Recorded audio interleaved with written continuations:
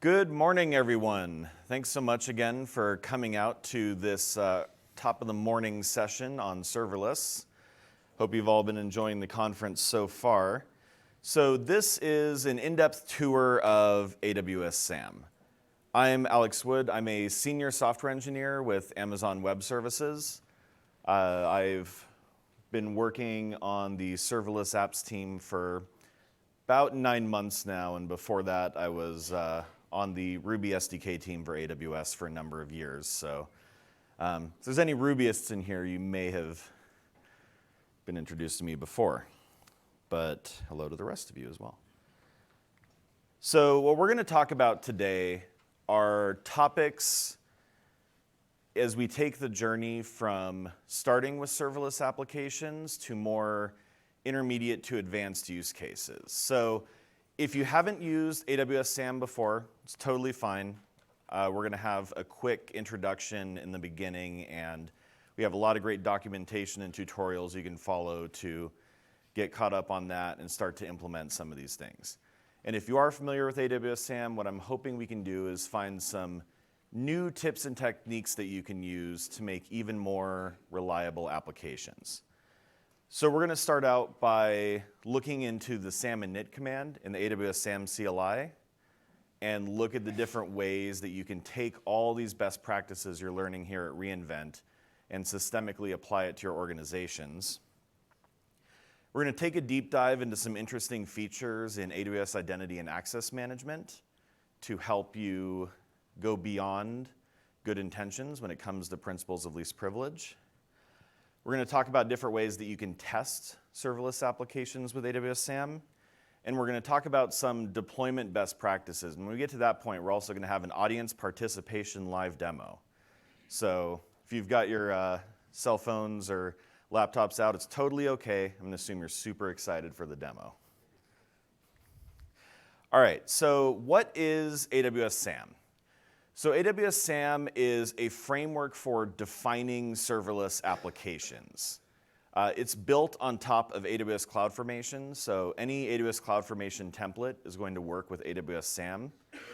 But what it also gives you is a shorthand syntax to express functions, APIs, databases, and a number of event source mappings to take the common patterns that you will tend to use when developing serverless applications and make them as concise and simple as possible.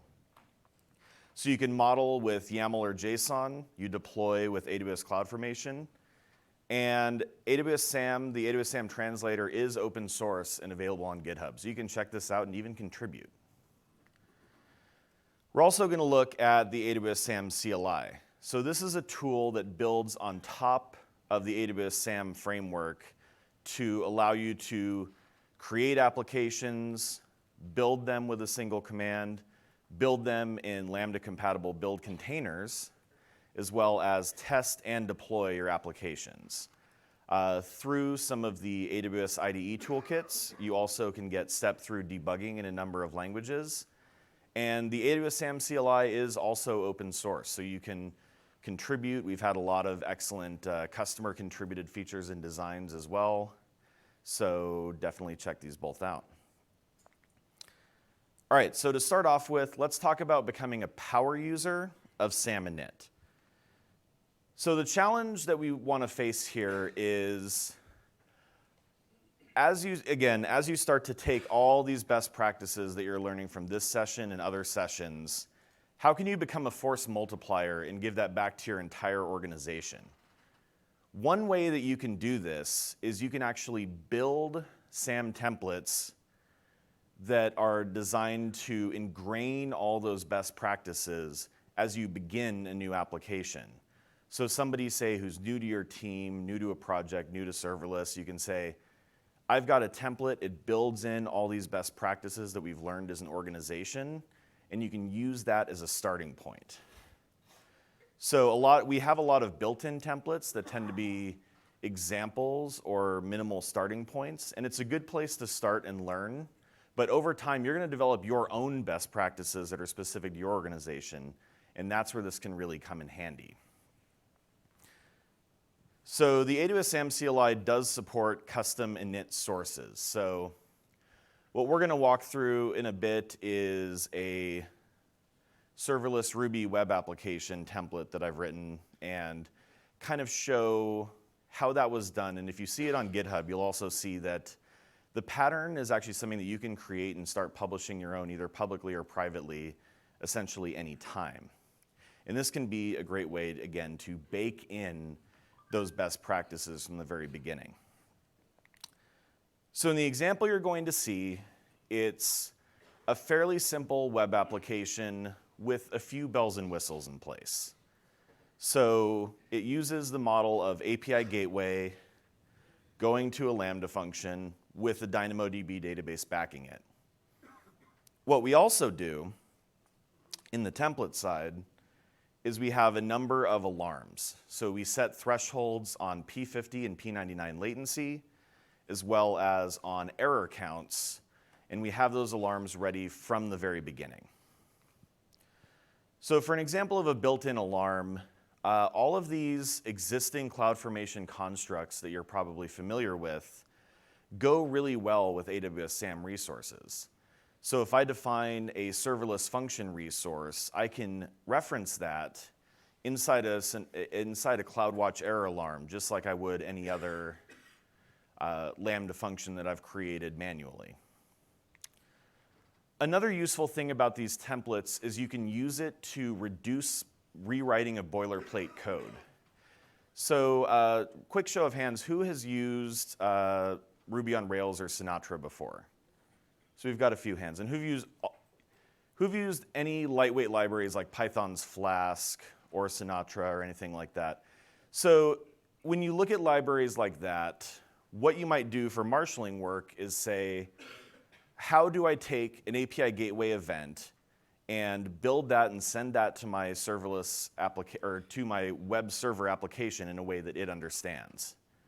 And then when it gives me a response, how can I translate that into the shape that API Gateway expects to send a response? So we can put all of that into a single set of classes, solve it once, and then if you look on the right, all a developer who's going to start a new project is going to see is, here's a new application, nothing specific about serverless infrastructure tie-ins is there, and you can just start coding. So to get a working demo, all we're going to need to do is initialize our template through the SAM init command. We can run a build, and then we can do a guided interactive deployment. And if you've used SAM before, that last command is actually fairly new. This was one of our last pre-invent launches where you have to manage a lot less about the deployment process. So let's go ahead and get into a demo of that. So I've got an empty folder here, and we're going to start by going through the SAM init process. So we have both quick start templates and custom locations that we can use. And for this example, we're going to want to go with our custom template.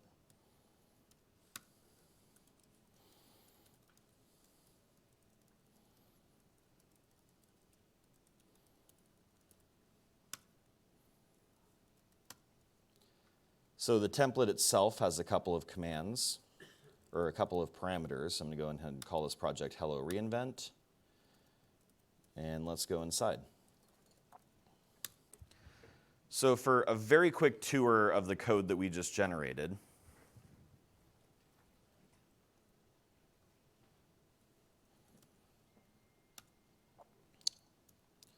so we can see in the template that you have a typical serverless function resource. You'll notice in a hint to the next section that we have a fairly narrowly scoped DynamoDB CRUD policy only on our generated table. We pass the name of that table through as an environment variable. And then for API Gateway, we can more or less just say, what is the path that invokes this function? And that's going to work. But since we're using Sinatra and Sinatra wants to manage routes itself, we can also solve once the problem of how do we configure API Gateway to proxy all routes to the same Lambda function. And that's what we configure here. This is also available on GitHub, so we're not going to go through every line of it. But you can see we can create a table, And then we have all of our alarms that are in place that, of course, you can configure. So you could say, for example, these 250 millisecond and 1 full second P50 and P99 thresholds are a little bit conservative. So you could start to observe how long your app actually tends to take and configure those alarms as you like. But it gives you a good starting point. And then again, as you can see, when it comes to actually writing the service code, there is nothing related to Lambda here. So I can be completely new to Lambda as a technology and be productive right away. Because we can solve the problem once of how do I do the marshalling and how do I interact with Sinatra, and then I'm good to go. So now that we have that, let's go ahead and build our application. And one nice thing about SAM build is we have a number of build processes for the given runtime supported by Lambda. And we build and package the applications in a way that is idiomatic for the Lambda runtime. So for Ruby, for example, it's going to handle vendoring all of your dependencies and putting it somewhere that the runtime knows where to find them. And we can boil that down to a single command. And then we're just going to do a guided deployment. We're going to put it in US East 2. Another nice feature is you can manually review changes before you deploy them if you wish. And you can also save all the arguments you need for packaging and deploying to a configuration file so that future deployments are just SAM deploy and I'm done. So if you're doing quick development cycles, this can make that a lot simpler. Another thing you'll notice as we get to the point, would I like to deploy this change set? Well, it's literally just adding things. I never dealt with S3 buckets at any point in this process. That didn't happen in the background. It's not in the template. What happens now is, if you wish, the AWS SAM CLI will actually manage the S3 buckets that store your code on your behalf. So if you want to have a very carefully configured S3 bucket, you can do that and bring that. If you just want us to handle it for you and give you a reasonably configured S3 bucket, we just do that for you automatically. So it gives you a little bit less to think about as you're starting a new application. So I think once these roles get created, we're going to be going pretty quickly.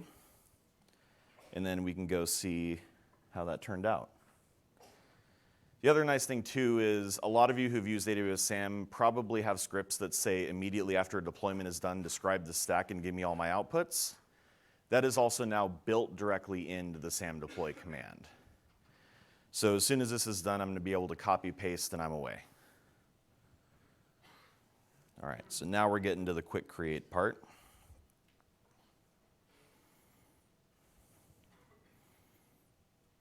And feeling the anticipation.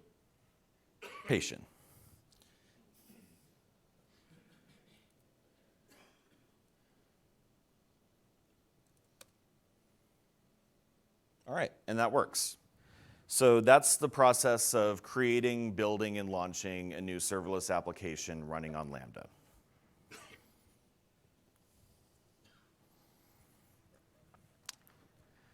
All right, next, let's talk about working with identity and access management policies. So I think we all know that following the principle of least privilege is important. Typically speaking, you don't want to have a lot of stars inside your IAM policies. And most SAM templates actually have permissions to create IAM roles. So part of creating a new Lambda function is we create the role on your behalf that you need to execute things. By default, that role is just going to have basic access permissions, and we're going to provide a number of tools to help you create narrowly scoped permissions. But it's also true that good intentions are not enough. We want to make sure, especially when we're in tech leadership of an organization, that it is as difficult as possible to make a mistake.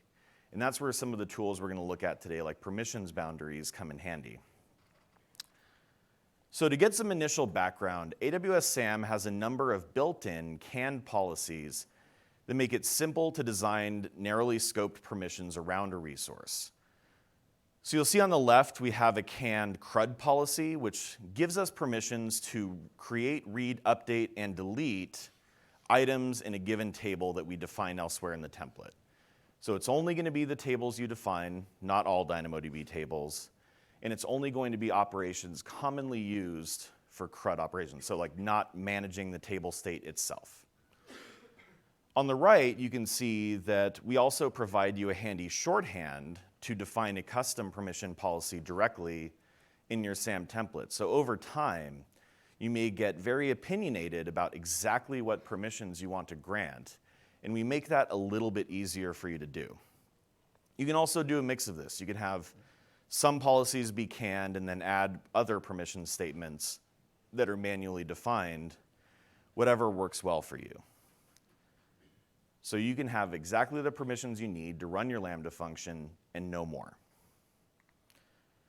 Another interesting concept is identity and access management permissions boundaries. So these are managed policies that you can create that apply to any IAM users or roles that you wish. And what you can do is you can set permissions in that managed policy, and that becomes the maximum set of permissions that can be granted to any IAM entity that has that permissions boundary applied. So in essence, the entity you create can only do actions that are explicitly allowed both in the role or user as well as in the permissions boundary. And the AWS Serverless Function resource allows you to directly pass in a permissions boundary, and we will apply that to any roles that are created for that function.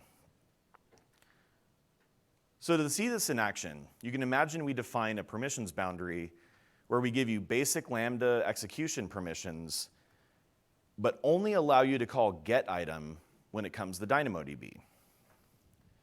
However, in my function, what you can see is I'm using the DynamoDB CRUD policy. So I expect to be able to write, put, update, and delete items. But if I apply that permissions boundary, the only DynamoDB operation I'm going to be able to do is get item on that application table. And what this allows you to do is make it more difficult to make a configuration mistake. So if we systemically enforce that you have permissions boundaries on all app roles that you can create, which is what we're going to show you how to do soon, what we can say is that if you accidentally give too many permissions to a function, that's still not going to take effect. You have to apply the permissions in both places. And this makes it easier to have best practices around access built in to everything your organization does. So again, to see that last example, you have your IAM policy permissions, you have the permissions boundary. The actual things you can do is only the union of the two. Intersection. Yep, sorry. It is still 8:30 in the morning. Here's where it gets really fun. If we build a CI/CD pipeline, we can apply the permissions boundary from there. So the pattern we're going to define is you create the permissions boundary policy in your CI/CD toolchain or create it elsewhere and pass it into your CI/CD toolchain. And you can configure the CloudFormation role inside your deployment permissions to say the only way you're creating IAM roles is if it has this permissions boundary. So if I forget to apply the permissions boundary and try to deploy, it's not going to happen. I don't have the permissions. If I try to deploy a function, give it a role, and I put the permissions boundary on it like the policy says, the deployment will work just fine. So we can pass that ARN into our application template, make it a global function value, and we're done. So let's go ahead and see this in action.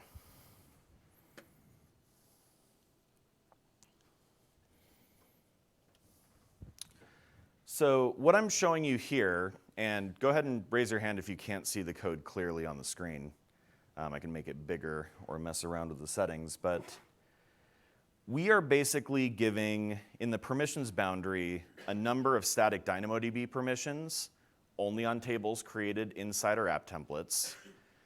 And we're also giving permissions to invoke Lambda functions and a code deploy lifecycle hook because we're using pre-traffic hooks.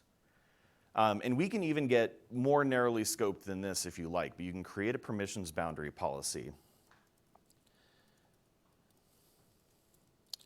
And if we go find our CloudFormation role, what we will also see is when we get to permissions to create IAM roles, you can only do it on the condition that a permissions boundary exists on it. So now what we've systemically said is if you try to create a role and it doesn't have a permissions boundary, you can't do it. With a single narrowly scoped exception of we can also create code deploy policies that have different permissions boundaries because we're going to have code deploy performing some actions in our deployments.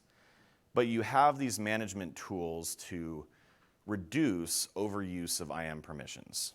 Do you have the sample code posted somewhere? So the question was if we have the sample code posted, and the answer is not yet, but I intend to have that as a fast follow to the conference. So hopefully by the time you're watching this at home, the link is going to be available for the sample code. So if we go into our application template, you can see that we have a global setting, which AWS SAM gives you, which says every function has this permissions boundary applied.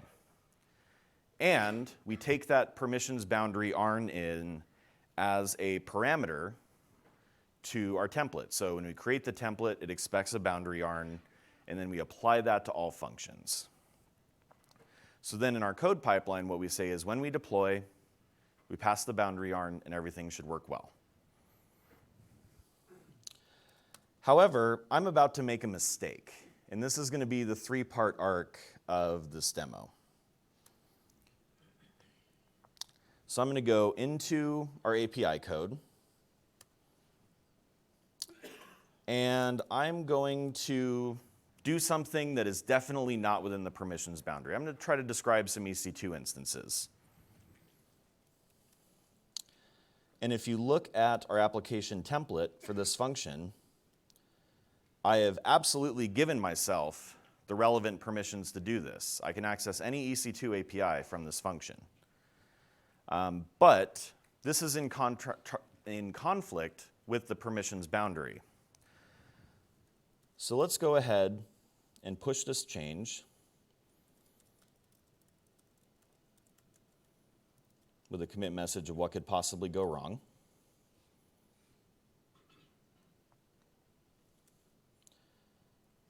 And we're going to go ahead and start our pipeline.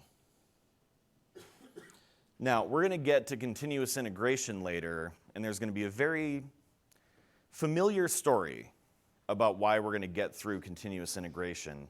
But we don't have unit tests that cover this, so we're going to expect it to build.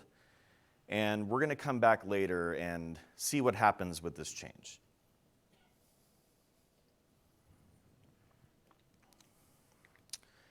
So again, if we look at what we expect this to do, when we have a permissions boundary in place for a given function, this says that we have permissions to get item. The function called there find on AWS record uses get item. That's cool. That's going to work. But if I want to use scan, which would be allowed by CRUD policies, but is not allowed by the permissions boundary, I'm going to get an exception. So this is the way in which you can systemically enforce the principle of least privilege across your applications. Now what I want to talk about is effective testing of AWS SAM applications. So the challenge here is we have a couple of different modes of testing, and we want to understand when each one best applies. So the AWS SAM CLI provides ways to do local testing, but that does have inherent limitations while still being useful for having a quick feedback loop as you code. You also want to understand, how do I fit remote testing into CI/CD? Because serverless in general, and AWS SAM in particular, provide you some great advantages for testing your serverless applications because you can create a new stack that is an identical clone of your production stack, and you're only paying for the actual traffic you use, so this is actually a very reasonable pattern to follow. So for AWS SAM Local, this uses Docker images to simulate execution on AWS Lambda. We have a few different modes. So you can say SAM Local start API, and if you have an API gateway in your template, we're going to start that up and give you a web endpoint that you can hit as if it were your deployed website. We have SAM Local start Lambda, which simulates the Lambda service itself. So you could use the endpoint we create with the AWS SDKs or the AWS CLI and make calls to Lambda using your code as if it was running remotely. We also have SAM Local Invoke, which allows you to pass custom created events in as single invocations and see the output of those. So this is really useful for quick development cycles and iterations. So inside baseball, the first time that I gave the Ruby demo in a dry run of this very talk, didn't work. I deployed it and everything was broken. Well, it turns out I'd made a silly configuration error, and by spinning up SAM Local, it was a great way to very quickly see, oh, yeah, I never actually built the dependencies, so of course that's not going to work. But it's really useful for that, because I could quickly see, here's how I resolve the problem, run it, and I'm not doing a whole bunch of deployments to try to track down a silly configuration error. And again, this is also a way where if you're using the AWS toolkits, you can do step-through debugging while local testing. So let's do a quick demonstration of this.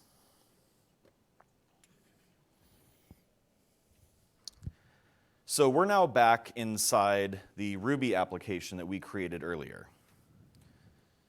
And since we've built it, we can run SAM Local start API, and we can skip pulling down new Docker images because we're not going to try that on conference Wi-Fi. So now I have an endpoint running locally that I can hit as if it's the remote web endpoint. So if we go over here, we refresh. You can go to the command line and see that it's going to delegate to a runtime container. And it's going to time out probably because we're having some image issues. One thing that can happen is local can be a little bit finicky when you first start it. So there you go. So we can locally create an API, get it up and running, and test all of our different functions on our local machine. So we can close that out. What we can also do is generate test events. So if I want to create an API gateway, API proxy event, I can give it our root path, make it a GET request, because that's what we currently expect, and create a file with our event.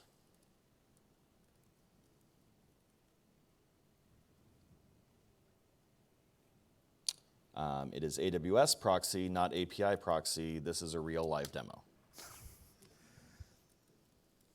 Okay, so now we have a JSON event that our function is going to recognize as coming from API gateway. And what we can do with that is we can invoke with that proxy event, again, not pull down an image, and get a singular invocation that should return us our HTML response that we would get from API gateway. And where this comes really in handy is especially when you're testing things that are asynchronous commands. So you could test something that's going to pull from an SQS queue by giving it the SQS type of message it would expect and make sure that all your different functions are working. So you have a number of different tools to test different functions locally.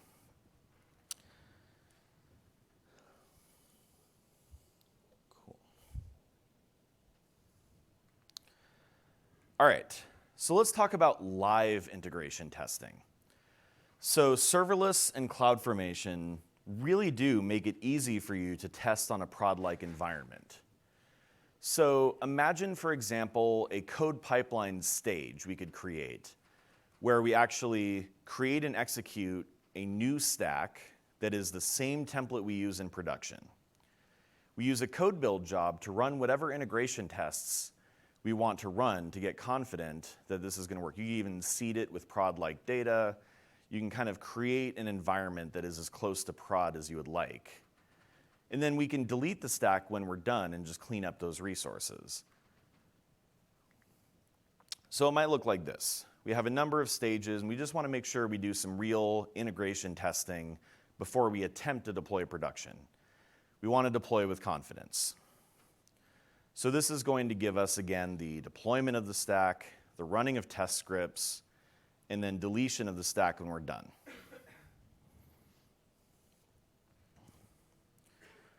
So we've already been able to successfully build our code. So if I just turn this transition on, what it's going to do is go through that process of creating the beta stack, running integration tests on it, and then cleaning it up. So how does that work?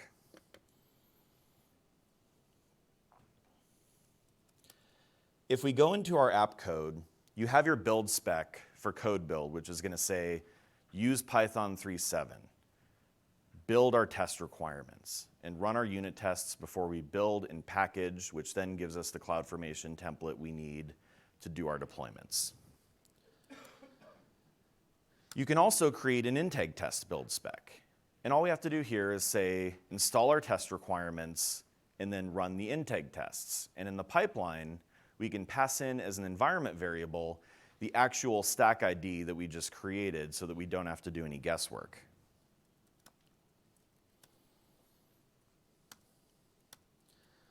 And then if we look at our integration tests, this is a fairly rudimentary thing, but what we're doing is we're listing our posts. We create one. We see that it exists, that we can get it and list it.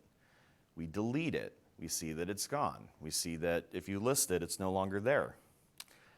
However, as a very fallible developer, and I am, I have a mistake. Really quickly, can anyone raise their hand if they see the mistake based on what we did earlier? I'm not testing the boundary breaking function at all. I forgot. So if I were to test it, this beta test would fail. But I have failed to do so, so we're actually going to slip through our integration tests despite the fact that the environment is going to be the same. But if we had any other mistakes, like my DynamoDB configuration was broken and so I couldn't actually do all the operations I need to, that I would catch.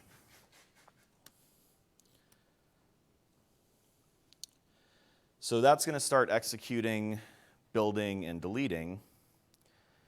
But this is another tool that you can use to get more confidence that your code is going to work before you deploy it. You can run performance testing, chaos testing, any number of tests. You can just create a prod-like environment, do whatever you'd like to it, and if it looks good, you move on to a production deployment. There's even other patterns you can use, like creating a pre-production stage that you don't clean up every time, just so that if there's any deployment-based issues where you'd reach an unstable state in prod, you could hit that before we get to production. All right, so we're going to let those integration tests continue to run. But in summary, AWS SAM Local testing is really helpful for experimental tests on a developer machine. Do some quick debugging, some quick messing around. If you are someone who makes silly configuration errors in a live demo like me, it's a great way to just figure that out real quick and not waste too much time on it. It's also worth noting that AWS CloudFormation and AWS Code Pipeline go really well together. So writing integration tests that are running on a completely prod-like environment is a very approachable thing to do. And all of this together provides a feedback loop you can use as you're developing and shipping changes to your application to ship changes with confidence. So now we start to get to deployments. And the challenge here, of course, is how do we deploy safely? No matter what we do in integration testing, from time to time, a bad change is going to make it to production. And what we want to make sure we do is that we minimize, and when possible, automatically end the negative customer impact of such a change. So how do we detect these problems and roll back with minimal customer impact? So AWS SAM actually has a number of built-in deployment options that help you to do this. So you can do instant traffic shifting and even traffic balancing with Lambda aliases. You can create pre-traffic or post-traffic hooks to have a smoke test that says, hey, you're deployed to prod, but before I send you any traffic, I just want to make sure, do you actually work? And that can be a great way to quickly detect and then never actually deploy that change to a place where production customers are going to see it. We can also do traffic shifting using AWS Code Deploy. So you can create deployment preferences that are going to shift a portion of your traffic over time so that only a subset of customers maybe would see an error before we can detect it. So when we talk about pre and post traffic hooks, these are a useful code deploy construct. And what we would do is we can create a function which itself is going to be executed by code deploy. We give it permissions to invoke whatever functions you would like it to test. And basically, if it returns a successful response, code deploy assumes we're good to go. If you call back the execution hook with an error, it's going to say there's a problem, stop the deployment, never turn it over to production traffic.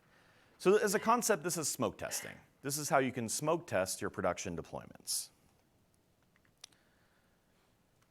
When we talk about traffic shifting, this is where it gets fun. So AWS SAM has a number of built-in deployment patterns where you can take 5 to 20% of traffic as a canary and then shift everything over if you don't have any immediate problems. Or you could even say, let's do a deployment that lasts 100 minutes.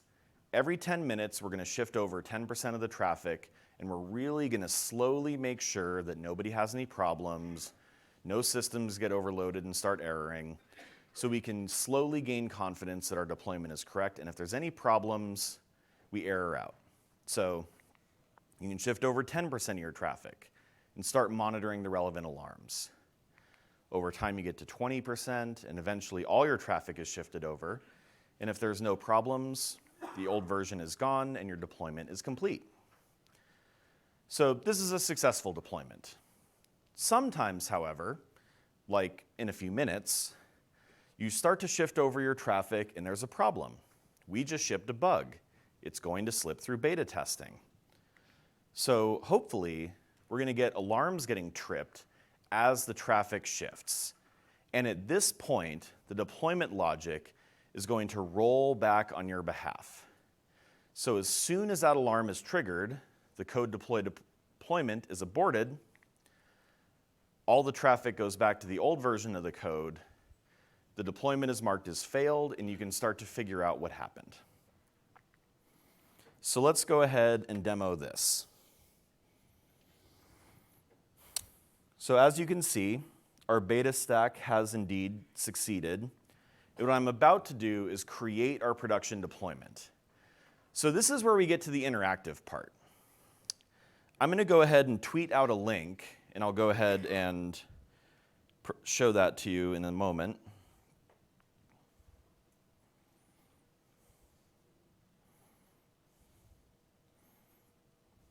If my phone is going to cooperate with me.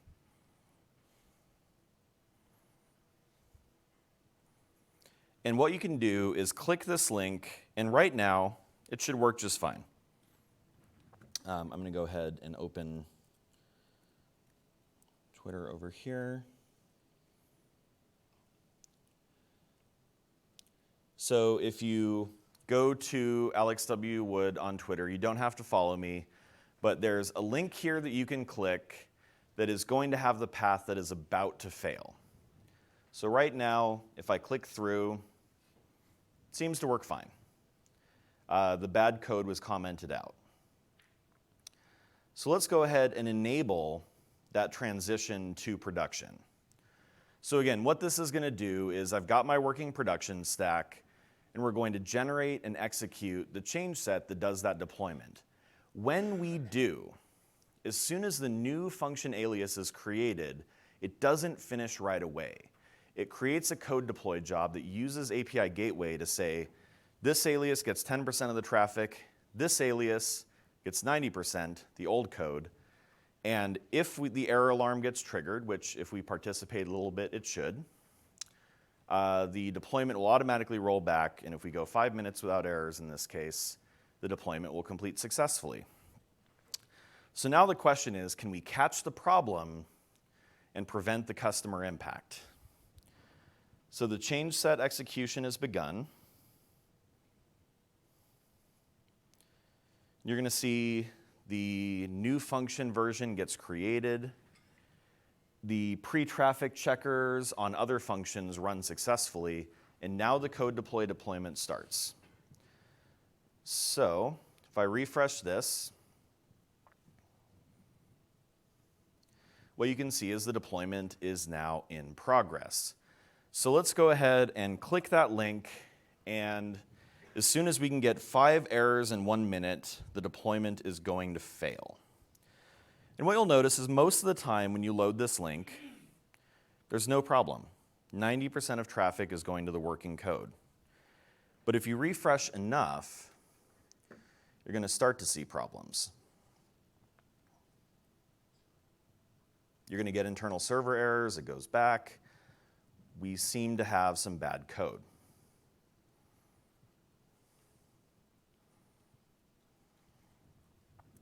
So right now, we're doing the deployment. It's watching the alarms on these errors. And as soon as we get to 1 minute with problems, we're going to get an abort request if all goes well, and this deployment is going to fail.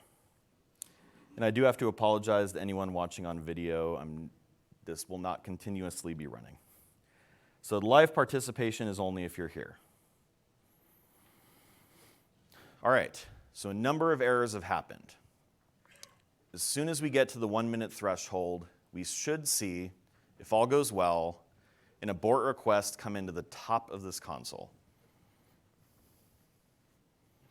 So again, what you have all simulated is the production traffic coming in and hitting the code, which again had permissions configured to access EC2, made a call to EC2, but because of the permissions boundary we have enforced, it shouldn't have permissions to do that, and indeed, you're seeing errors. So we've shipped a bug, and now what happens is the deployment gets automatically canceled, all the traffic is shifted away, and if you're still hitting that link, you're probably not noticing errors anymore.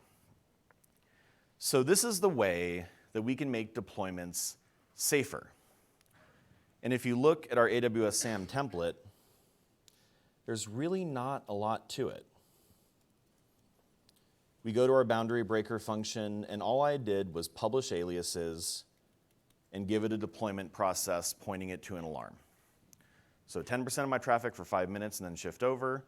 And just by writing that, it creates all that infrastructure for you to have rolling back deployments. So thanks for participating and making sure that that failed. I have never been happier to have a live demo fail on me on stage. All right, so let's bring this all together. So in summary, as you go to all these different reInvent sessions and you learn a lot of new best practices, you learn about new best features, you can use that to build cookie cutter templates, cookie cutter being a open source templating language used by the AWS SAM CLI, to take all those best practices and become a force multiplier in your organization. Build it into new applications from the beginning. Identity and access management is going to give you a number of ways to then secure your applications. So for example, your pipelines, beta stacks, and production applications could all live in different accounts through something like AWS organizations. And you can make it a little bit harder to change the permissions boundary, but give developers the freedom to configure what they feel that they need for their functions. And in that way, you take the principle of least privilege and move it from a good intention to something that's systemically enforced. You also have a number of tools for local and remote testing. So local development, again, super useful as you're doing development on your machine. And then you can take that and deploy that to a real production-like stack to get high confidence in your changes. Finally, AWS SAM gives you a number of safe deployment helpers. You can run smoke tests. You can auto rollback if your tests have missed something and customers get errors. Roll back first, ask questions last. Finally, and I believe that all of these sessions still have repeats before the end of the conference, but if not, these are going to be some great things to check out on YouTube later.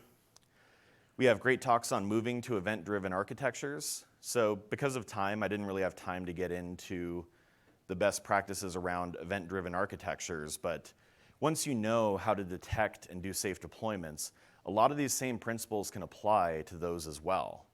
So you can learn more about those best practices in that session. We have a whole session focused on CI/CD, give you a number of different tools you can add on from this. We also have sessions about details of optimizing the performance and reliability of your serverless applications, ways to use API Gateway more effectively. You can see a session from our brilliant director and senior principal engineer on how AWS Lambda works under the hood, if you want to get a deeper understanding of that, as well as best practices around asynchronous processing and building resilient systems as you get to scale. Also, AWS Training has serverless sessions. Check them out. Anyways, you can find me on Twitter. I try to always be reachable if you have any questions or want to know more. So thank you so much again for coming this early in the morning. I know that it's pretty rough, but I hope you got a lot out of it. I'm going to hang around both here and outside for as long as anyone has questions, so feel free to hang out and we'll chat serverless. Thanks very much.